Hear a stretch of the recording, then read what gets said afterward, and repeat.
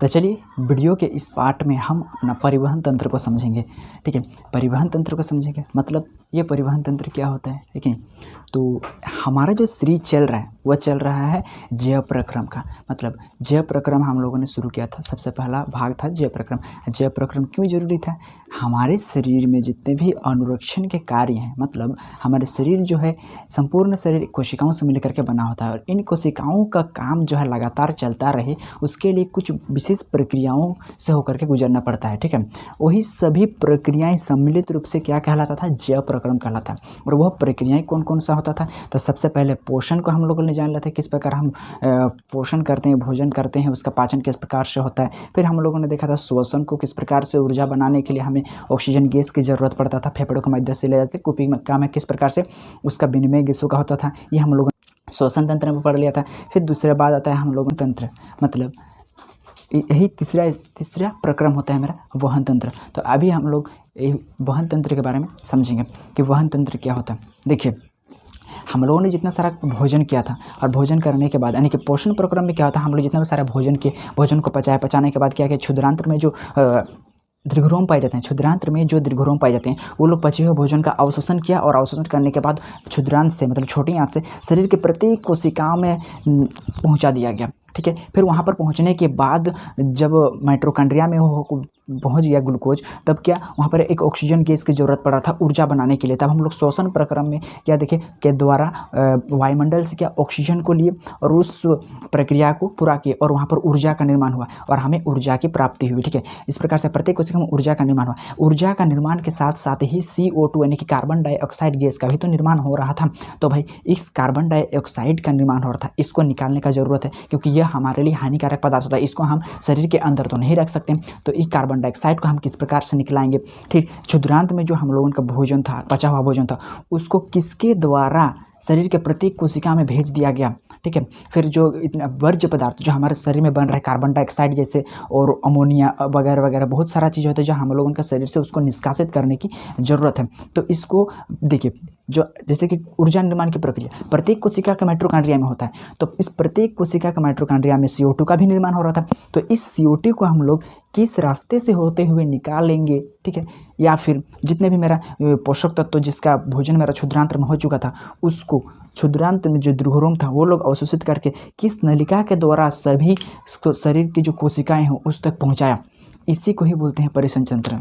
चलिए, संचरण को हम लोग पहले अपने भाषा में समझते हैं। परिसंचरण का मतलब होता है परिजोड़ संचरण, मतलब संचरण चारों ओर संचरण करने वाला, मतलब चारों ओर जाने वाला ही कहलाता है परिसंचरण। ठीक है, जैसे कि एक जगह से दूसरे जगह पर जाना ही वहन कहलाता है और उस वहन को पूरा किया जाता है परिसंचरण के माध्यम से। ठीक है, यदि हम लोगों को एक जगह से दूसरे जगह जाने की ज़रूरत रहता है तो हम क्या करते हैं, या तो बस पकड़ते हैं और बस से होते हुए हम लोग या दूसरे जगह पर चल जाते हैं। ठीक है, तो ये बस तो चल रहा है लेकिन यह बस ही क्या करता है, एक वाहन का काम करता है, बहाने का काम करता है, मतलब हमको एक जगह से दूसरी जगह ले जाने का काम करता है। तो हम लोगों के शरीर में उसी प्रक्रिया को अगर हम देखेंगे अपना शरीर के अंदर में, जो जैसे कार्बन डाइऑक्साइड गैस बन रहे हैं तो हम लोग ले रहे हैं और फिर शरीर के प्रत्येक कोशिका में पहुंचा दे रहे हैं। हमारे क्षुद्रांत को जो भोजन का अवशोषित भोजन को क्या पचा हुआ भोजन का अवशोषण कर लिया गया है और उसका किस प्रकार से शरीर के विभिन्न हिस्सों में पहुँचा दिया जाता है।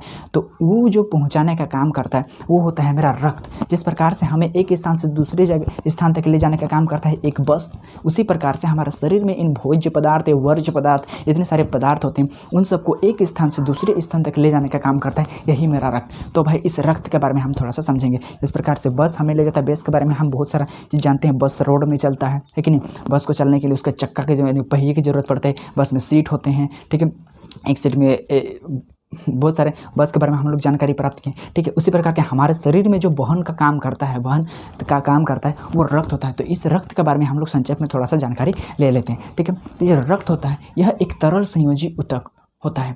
तरल संयोजी ऊतक, यह एक संयोजी ऊतक होता है। ठीक है, ऊतक का मतलब समझ गया ना। इस प्रकार से मैंने कोशिका के बारे में बताया था कि छोटी छोटी कोशिका सब मिल करके किसका निर्माण करते हैं, ऊतक। और यही ऊतक सब मिल करके अंग, जैसे कि यहाँ तो ये मेरा अंग है, तो ऊतकों का एक समूह है। उसी प्रकार के कोशिका मिल गया और बन गया क्या, ऊतक।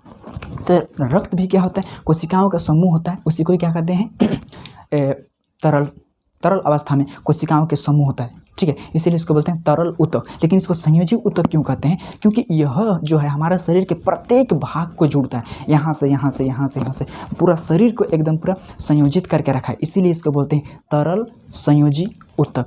तरल संयोजी ऊतक कहा जाता है, ठीक है, इसीलिए इसको तरल संयोजी ऊतक कहा जाता है। रक्त का जो पीएच मान होता है वो 7.4 से लेकर के 7.5 तक होता है। इसका मतलब हम कह सकते हैं कि इसकी जो प्रकृति होती है वो क्षारीय होती है, क्योंकि हम लोग अम्ल, लवण और क्षारीय के अपने चैप्टर में देखें कि जिसका अगर हम लोग पीएच स्केल को बैठाएंगे और उस पीएच स्केल से अगर हमारा 7.7 से अगर ज़्यादा होता है तो उसकी जो प्रकृति होती है उसकी क्षारीय होती है, और 7 से अगर लेस होता है यानी कि कम होता है तो उसकी प्रकृति अम्लीय होती है। तो क्योंकि हम लोग यहाँ पर देख रहे हैं कि जो तरल संयोजी ऊतक यानी कि रक्त है उसका पीएच मान 7 से अप है, मतलब ज़्यादा है, 7.4 7.5, यानी कि इसकी प्रकृति किस जगह क्षारीय होगी। रक्त किस चीज़ का बना होता है? तो रक्त भी दो घटकों से बना होता है। जो रक्त होते हैं वो मुख्य रूप से 2 घटकों का मिलकर के बना होता है। अगर इसको डीपली हम लोग अध्ययन करेंगे तो आपको और भी मिलेगा, लेकिन अभी हम लोग 10th क्लास के लेवल तक पढ़ रहे हैं, तो यहाँ पर अब हम लोगों को याद करने की जरूरत है। यह 2 मुख्य घटकों से मिलकर के बना होता है। एक होता है हमारा प्लाज्मा और दूसरी होती है रक्त कोशिकाएँ या रक्त कणिकाएँ, ठीक है,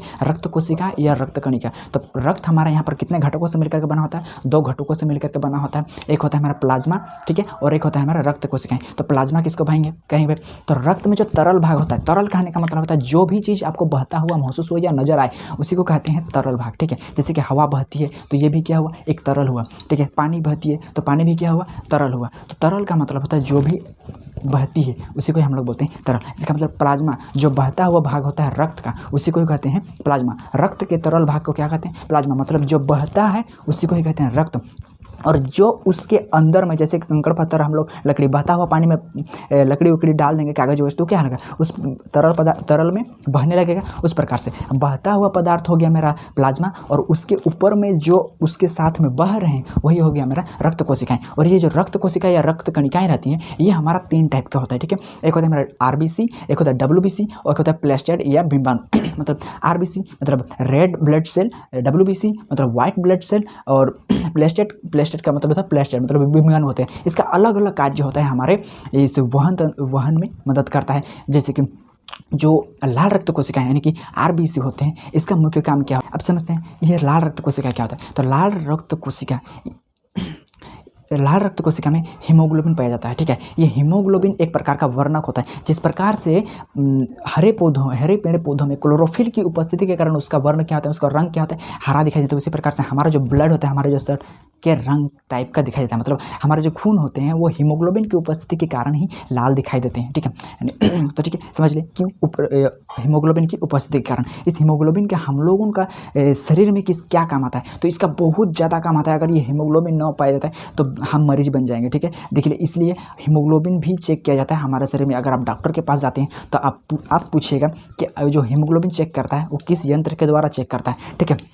तो ठीक है, ये हीमोग्लोबिन का काम होता है। हीमोग्लोबिन का काम क्या होता है? जैसे कि हम कोई सांस ले रहे हैं तो ऑक्सीजन हमारा शरीर में जा रहा है विभिन्न गैसों का समूह, और वह फेफड़ों से होते हुए कुपिका में चला जाता है। फिर कुपिका में क्या करता है? जो रक्त में हीमोग्लोबिन रहता है यही ऑक्सीजन को छांट के लाता है और उसको सीधे में हमारे हार्ट में लाता है। फिर हार्ट पंप करके क्या सारे शरीर को वह ऑक्सीजन देता है, और वही ऑक्सीजन जाता है माइटोकॉन्ड्रिया में, और जो वहाँ पर क्रेब्स साइकिल चल रहा था, ऊर्जा निर्माण की जो प्रक्रिया हो रही थी वह संपन्न होती है। तो अगर यह हमारा जो लाल रक्त कोशिका में पाए जाने वाला हीमोग्लोबिन ना हो तो क्या यह प्रक्रिया पूरी होगी? तो यह प्रक्रिया पूरी नहीं होगी। इसलिए इसका जो है महत्वपूर्ण रोल है हम लोगों का शरीर में वहन तंत्र में या फिर ऊर्जा निर्माण की प्रक्रिया में, जैव प्रक्रम में, अनुरक्षण के कार्य में, ठीक है। तो RBC को समझ लीजिए, ठीक है। RBC रेड ब्लड सेल होता है, और दूसरा होता है व्हाइट ब्लड सेल यानी कि श्वेत रक्त कोशिकाएं। ये क्या होता है? तो श्वेत रक्त कोशिका मतलब ये हमारे शरीर में एक सिपाही की तरह काम करता है, लड़ाकू सिपाही की तरह काम करता है। यदि हमारे शरीर में कोई सूक्ष्म जीव, बैक्टीरिया वगैरह अगर हमारे शरीर में प्रवेश कर जाते हैं तो ये उनसे धनाधन लड़ने का काम करते हैं और उनको मारने का काम करते हैं। जब डेंगू जैसे हमारा बीमारी होता है, जैसे कि मच्छर के काटने से मलेरिया से क्या हो जाता है? डेंगू हो जाता है, ठीक है। तो इसमें परजीवी यानी कि वायरस हमारे शरीर में प्रवेश कर जाता है या फिर कोई बैक्टीरिया प्रवेश कर जाता है, तो इससे लड़ते यदि हम लोगों का शरीर में यही श्वेत रक्त कोशिका की अगर कमी हो जाती है तो इससे हम क्या हो जाते हैं, कमज़ोर हो जाएंगे और बीमार पड़ जाएंगे। ठीक है, तो श्वेत रक्त कोशिका ही हम लोग का शरीर का सिपाही कहा जाता है। ठीक है, याद रखिएगा, श्वेत रक्त कोशिका हम लोग का शरीर का सिपाही कहा जाता है। एक कहता है प्लेस्टिड यानी कि बिम्बाणु। इस बिम्बाणु का काम क्या होता है, देखिए हम लोग अगर कहीं पर कट जाते हैं, फट जाते हैं, तो हमारा शरीर से ब्लड बहने लगेगा, ब्लड। और देखिए मानव के शरीर में अधिक 5 से 6 लीटर, लगभग 5 लीटर तक, लगभग 5 से 6 लीटर तक खून पाया जाता है। और यह खून अगर कहीं पर कट जाता है तो वो खून बहने लगेगा, और अगर वह बंद ना हो तो वह निकलता ही जाएगा और खून बहुत सारा निकल जाएगा। तो इससे क्या होता है, इससे मृत्यु भी हो सकती है यदि बहुत सारा खून बह जाता है तो। ठीक है, तो इस स्थिति में ये पट्टिकानु क्या करते हैं, यदि कहीं पर हम चोट लग जाते हैं तो आप देखिएगा, यदि कहीं पर आप चोट लग जाते हैं तो वहाँ पर अगर 2-4 मिनट तक अगर उस खून को बंद रोक करके रखते हैं तो उसके बाद क्या होता है, वह खून बहना बंद हो जाता है। ऐसे कि उसके अंदर में क्या आ गया, यानी कौन सा चीज़ लगाया गया जो खून का बहना बंद हो गया, तो वहाँ पर हमने कोई भी चीज़ नहीं लगाया। ये जो पट्टिकानु होते हैं जो उसी रक्त में बहते हैं, वो आ करके वहाँ पर धीरे धीरे जमा एक मिल करके क्या सफ़ेद पट्टिकानु होते हैं, वो लोग उसमें चिपक जाते हैं। और फिर हम थोड़ा देर तक उसको बंद करके रखते हैं तो वो लोगों को टाइम मिल जाता है, वहाँ पर एक क्या बोलते हैं उसको दीवार जैसा बनाने का उसको समय मिल जाता है। और फिर थोड़ी देर के बाद क्या वो उन लोगों का दीवार बन जाता है, और फिर थोड़ी देर के बाद क्या खून निकलना बंद हो जाता है। तो प्लेटलेट का काम क्या होता है, ये हम लोगों का शरीर की जो खून होती है, जो एक महत्वपूर्ण वाहक है हम लोगों का शरीर में वर्ज्य पदार्थ को और ऑक्सीजन वगैरह बहुत सारे गैसों का, भोज्य पदार्थों का भी, तो इसको हानि न हो इसलिए ये हमारे शरीर में बहुत ज़्यादा महत्वपूर्ण भूमिका निभाता है। तो हम लोगों ने रक्त के बारे में इतना जाना। ठीक है, रक्त 2 घटकों से मिलकर बना होता है, एक तरल भाग जिसको हम लोग बोलते हैं प्लाज्मा, और उसमें बहने वाले कणिकाएँ, बहती 3 प्रकार की कणिकाएँ हैं, और वो होता है मेरा सबसे पहला लाल रक्त कोशिकाएँ, श्वेत रक्त कोशिकाएं, और होता है प्लेटलेट। लाल रक्त कोशिका का काम समझ लिए, श्वेत रक्त कोशिका का भी काम समझ लिए, और प्लेटलेट का भी काम समझ लिए। ठीक है, तो चलिए हम लोगों ने गाड़ी के बारे में समझ लिया, जिस प्रकार से वाहन में, यानी कि हम अगर एक स्थान से दूसरे स्थान तक जाने का काम करते हैं गाड़ी के माध्यम से, तो गाड़ी के बारे में हम लोग समझ लें कि गाड़ी उसमें सीट होती है, उसमें चक्का होते हैं, उसमें साइड मिरर होते हैं, उत्तल या अवतल, आप बताइए, कमेंट जरूर कीजिएगा। ठीक है, जो गाड़ी होती है यानी कि बस होती है उसको साइड मिरर लगा रहता है, वो अवतल रहता है कि उत्तल रहता है, फिजिक्स को ला दी। तो ठीक है, तो इस प्रकार से हम लोगों ने देख लिया कि हम लोगों ने अपना गाड़ी यानी कि शरीर के अंदर जो गाड़ी वाहक होता है यानी कि रक्त, इसके बारे में भी समझ लिया। ठीक है, अब जो यहाँ पर गाड़ी है, जो गाड़ी चलती कहाँ है, रोड पर चलती है कि नहीं, रोड पर चलती है वो। तो यही अगर देखेंगे ना तो रोड का एक बहुत बड़ा जाल, इधर से जाएंगे हम लोग यह स्टेशन जाएगा, उधर से जाएंगे वो स्टेशन जाएगा, उधर से जाएंगे फिर दूसरा स्टेशन। तो रोड का एक क्या लिखा हुआ है, एक जाल बिछा हुआ है पूरा हम लोगों के एरिया में भी। तो उसी प्रकार से यह जो रक्त होता है क्या ऐसे ही बहेगा, इस प्रकार से नहीं, तो इसका भी एक जाल मतलब एक रास्ता होता है जिसको कहते हैं हम लोग नलिकाएं। ठीक है, और यही नलिका सब मतलब यही रास्ता सब मिल करके एक तंत्र का निर्माण करते हैं जिसको कहते हैं परिसंचरण तंत्र। मतलब परि मतलब होता है चारों ओर, संचरण मतलब होता है संचरित करना, मतलब जाना। ठीक है, चारों ओर आने जाने के लिए जो तंत्र का निर्माण होता है ना, उसी तंत्र को ही कहते हैं परिसंचरण तंत्र। ठीक है, तो ये रक्त बहने वाली जो रास्ता होती है उसका एक विशाल जाल पाया जाता है हम लोगों का शरीर में, उस जाल को क्या कहते हैं, परिसंचरण तंत्र कहते हैं। और यह परिसंचरण तंत्र का निर्माण होता है 2 घटकों से, समझ लीजिएगा। जो परिसंचरण तंत्र होता है उसका निर्माण कितने प्रकार से होते हैं, 2। ठीक है, एक होता है हार्ट, इस परिसंचरण तंत्र का 2 मुख्य घटक होते हैं, एक होता है हार्ट मतलब हमारा दिल, ठीक है, और दूसरा होता है नलिकाएं। यह बहुत महत्वपूर्ण पार्ट है। ये अगर ना हो तो उसमें ना ही कोई वाहक उसमें गति करेंगे और ना ही कुछ। ठीक है, तो सबसे पहला 2 घटक होते हैं, पहला क्या होता है हार्ट और दूसरा होता है नलिकाएं। हार्ट के बारे में हम यहाँ पर बहुत बढ़िया से एक फिगर ड्रॉ किए हैं। इस प्रकार से आपको यह फिगर इस प्रकार से बनाया गया है कि आपको देख के ही समझ में आएगा कि कहाँ से आ रहा है, कहाँ तक जा रहा है, ये कहाँ किस लिए यहाँ किस लिए है, इस प्रकार से पूरा डायग्राम। यहाँ पर थोड़ा सा मैंने चेंजिंग किया है क्योंकि वो अननेसेसरी जो पार्ट्स था हम लोगों का, मतलब उतना ये नहीं था, तो मैं 2 पार्ट को यहाँ से हटाया और इस प्रकार से थोड़ा सा उसको मॉडिफाई किया हूँ। ठीक है, तो इसमें कुछ हानि नहीं है। ठीक है, तो हम सबसे पहले समझते हैं इस परिसंचरण तंत्र को। परिसंचरण तंत्र बनता है 2 घटकों से, वो होता है हृदय और नलिकाएं। हृदय के बारे में तो हम लोग समझेंगे। सबसे पहले समझते हैं नलिका क्या होता है। नलिका ही है इस रक्त को बहाने वाला रोड, ठीक है। ये जो नलिका होती ही है, जो नलिका ही है इस रक्त को बहाने वाला रोड। मतलब जिस प्रकार से एक गाड़ी रोड में चलती है ना, उसी प्रकार से हमारा जो ब्लड होता है वह नलिकाओं में बहती है। और यह नलिका भी हम लोगों का शरीर में 3 टाइप का पाए जाते हैं। क्यों? हम लोगों का जो एरिया होता है उसमें रोड क्या एक ही टाइप का होता है? नहीं, एक होता है सर्विस रोड होता है, ठीक है। क्या क्या रोड होता है हम लोग तो उतना नहीं जानते हैं, ठीक है। उतना नहीं पता क्या क्या रोड होता है, लेकिन रोड एक टाइप का नहीं होता, ये हमको पता है। गाँव में घुसेंगे तो उसमें छोटे गली वाला रोड मिलेगा, हाईवे पे जाएंगे वहाँ पर कुछ अलग टाइप का रोड मिलेगा, ठीक है। फिर नो एंट्री वाला रोड मिलेगा, कुछ अलग अलग टाइप का रोड होता है। अब रोड के बारे में कौन उतना जानेगा। तो उसी प्रकार से हम लोगों का जो शरीर होता है इसमें भी अलग अलग टाइप का रोड होती है, मतलब अलग अलग टाइप का नलिकाएँ होती है। और वो नलिकाएँ होती है क्या? धमनी, सिरा और केशिका, ठीक है। धमनी होती है एक टाइप, एक रोड का नाम होता है मेरा धमनी, एक रोड का होता है मेरा सिरा, और एक पर होता है क्या केशिकाएँ, ठीक है।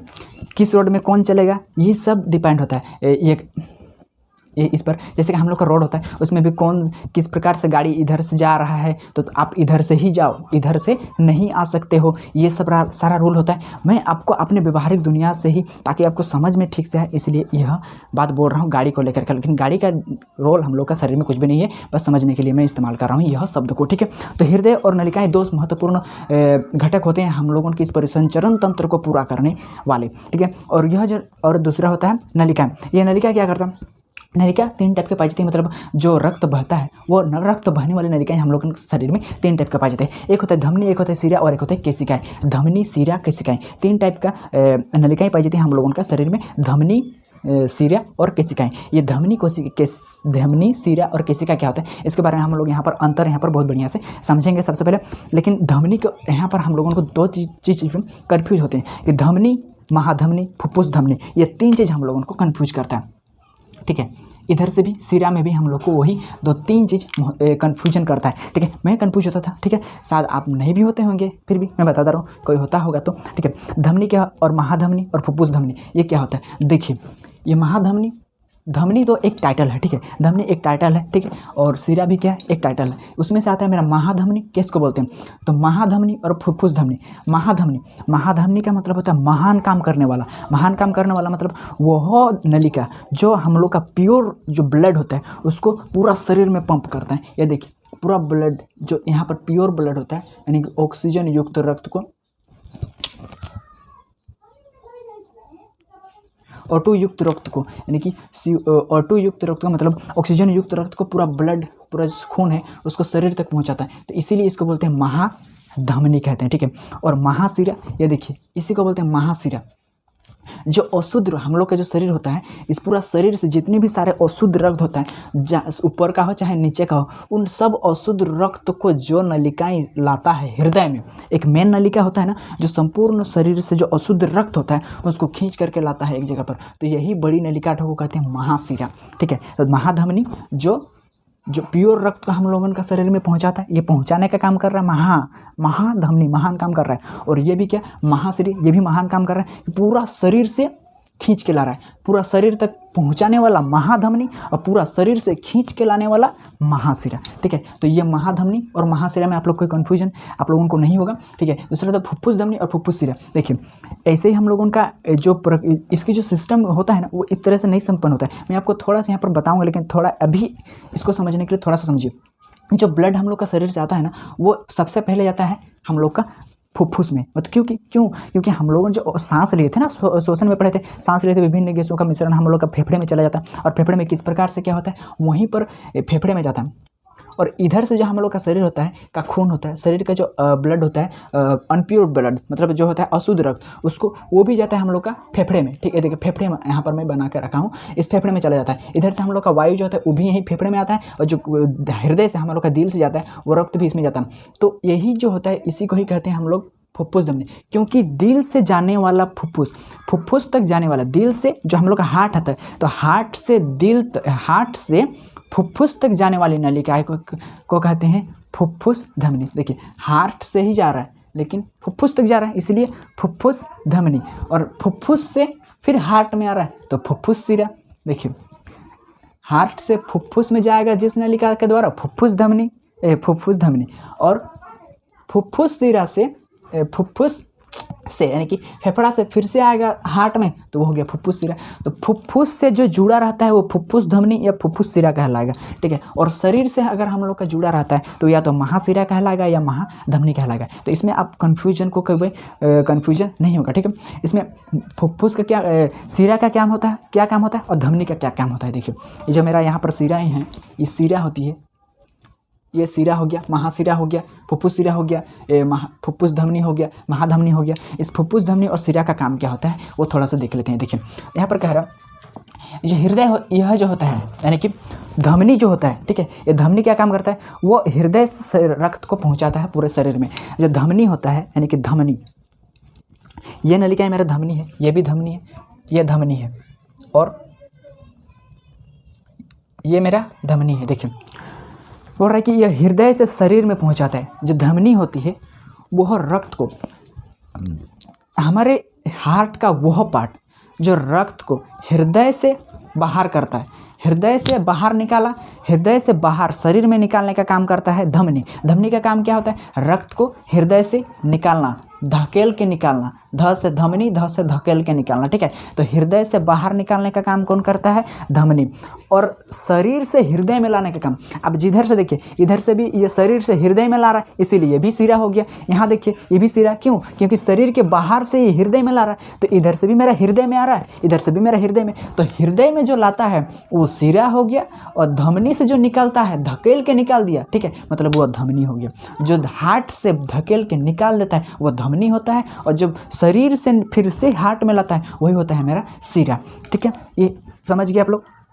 तो धमनी क्या काम करता है, हृदय से शरीर में पहुंचाता है, और सिरा का काम क्या होता है, शरीर से हृदय में ब्लड को पहुंचाने का काम करते हैं। तो इसमें बाल्ब नहीं पाए जाते, इसमें बाल्ब पाए जाते हैं। अब ये बाल्ब क्या होता है, आ गया नया पॉइंट यहाँ पर कि बाल्ब क्या होता है। बाल्ब का मतलब होता है कपाट।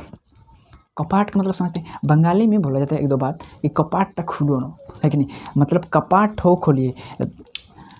कपाट का मतलब होता है दरवाज़ा, ठीक है। एक हिसाब से समझिए कि कपाट का मतलब दरवाज़ा, जैसे कि ये मैं बना रहा हूँ,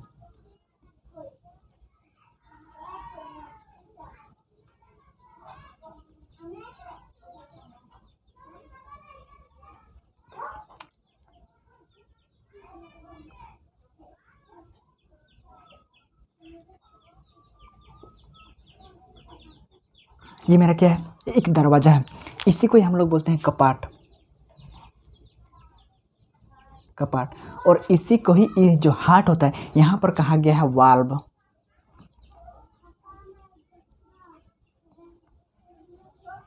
वाल्व, इस कपाट का काम क्या होता है, देखिए दरवाज़ा, अगर मैं दरवाज़ा को इधर से बंद कर देता हूँ, ठीक है, इधर से मैं बंद कर देता हूँ और मैं इधर से खोलूँगा तो यह आराम से खोलेगा। लेकिन अगर उस साइड से कोई आदमी हमको बाहर से कोई बंद कर दिए और इधर से हम अगर ठेलेंगे, इस तरह से अंदर की ओर से ठेलेंगे, इसको ठेलेंगे, तो क्या यह दरवाज़ा खुलेगा मेरा? नहीं। मतलब हम अंदर में अगर हैं, अगर हम अंदर चले गए तो वो बाहर नहीं आ सकता। लेकिन इधर से हम बंद है फिर भी इसको धकेल के उस पार तक, मतलब इधर से प्रवेश कर सकते हैं। लेकिन प्रवेश करने के बाद अगर दरवाज़ा लग गया, दरवाज़ा लगने के बाद वो फिर से उधर से आ सकता है क्या? नहीं। अब बोले कैसे नहीं, दरवाज़ा खोल देंगे, तो अब ऐसा करेंगे तो खोलने से तो निकलेगा ही ना। लेकिन अगर दरवाज़ा जैसे ही घुसे, दरवाज़ा बंद हो गया, फिर दौड़ के आएंगे, ठेलेंगे, खुलेगा क्या? नहीं खुलेगा ना। वैसे तो इधर से हम घुस सकते हैं लेकिन उस तरफ से आ नहीं सकते, वही होता है वाल्व। तो यहाँ पर भी उसी प्रकार से वाल्व पाए जाते हैं। ये देखिए यहाँ पर वाल्व है, इसी प्रकार से दरवाज़ा है, मतलब यहाँ से ही आ सकता है लेकिन वापस इधर से नहीं जा सकता। यहाँ से भी देखिए, यहाँ से इस पर आ सकता है लेकिन यहाँ से ऊपर नहीं जा सकता। यही होता है वाल्व हम लोगों के हार्ट में, जो जिसका हम लोग कपाट कहते हैं, हम लोग बंगाली में उसको कपाट, खिड़की या दरवाज़ा को इस तरह से बुलाते हैं, ठीक है। तो ये हम लोगों ने समझ लिया। अच्छा, एक चीज़ आ रहा है यहाँ पर, केसिका। इसका नाम तो हम लोग सुने नहीं, कोशिका सुने हैं, ये केसिका क्या है भाई? कोशिका का नाम तो हम लोग सुने हैं। जिस प्रकार से कोशिका का नाम आपने सुना है, कोशिका का मतलब क्या? बहुत ही सूक्ष्म। कोशिका जो होता है उसका आकार जो होता है वो बहुत ही क्या रहता है? सूक्ष्म रहता है। सूक्ष्म का मतलब होता है बहुत ही छोटा, बहुत छोटा।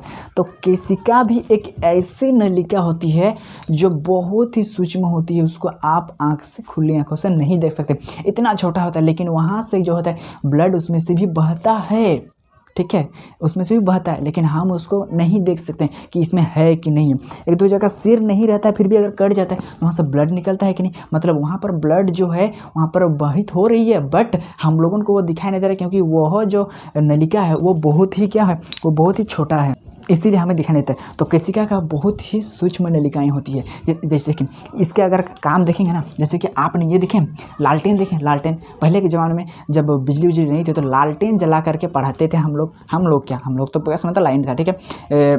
लालटेन जलाता था पहले के आदमी लोग, या फिर डिबरी। अरे डिबरी मतलब नहीं समझा ना, छोड़िए, नहीं समझाते हैं क्या इसके समय। लालटेन तो समझते हैं, ठीक है। इस प्रकार से लालटेन हुआ करता था पहले के ज़माने में।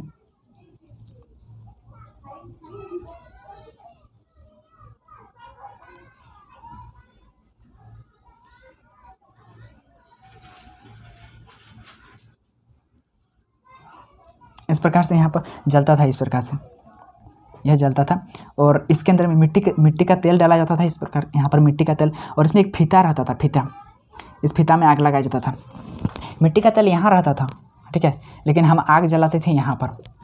किस प्रकार से जलता था, और फिर यह जलता था तो यह मिट्टी का तेल खत्म हो जाता था। मेरा यहाँ से यहाँ तक तो मिट्टी का तेल भीगा नहीं था भाई, यह कैसे मिट्टी तेल जो है वो ऊपर तक कैसे पहुँचता था और वह दहन होता था।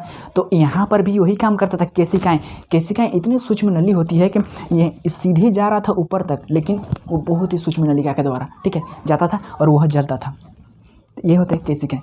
आप हम लोग पढ़ेंगे आगे पादप के बारे में, यानी कि पौधों के बारे में। पौधों में जो तरल पदार्थ जो होते हैं ना, पानी जैसे कि खनिज पदार्थ या जल का जो जड़ अवशोषण करती है, वो भी इन्हीं केशिकाओं के माध्यम से ऊपर जाता है, केशिका के माध्यम से ही ऊपर जाता है। तो केशिका मतलब आप लोगों ने समझ लिया, बहुत ही सूक्ष्म नलिका होती है। ये भी हम लोगों का ब्लड को बहाने का मतलब बहती है इसमें भी। तो ठीक है, हम लोग इतना सारा ब्लड के बारे में जान लिए। अगर ब्लड को जानते नहीं तो ब्लड के घर को जान करके क्या करेंगे, ठीक है।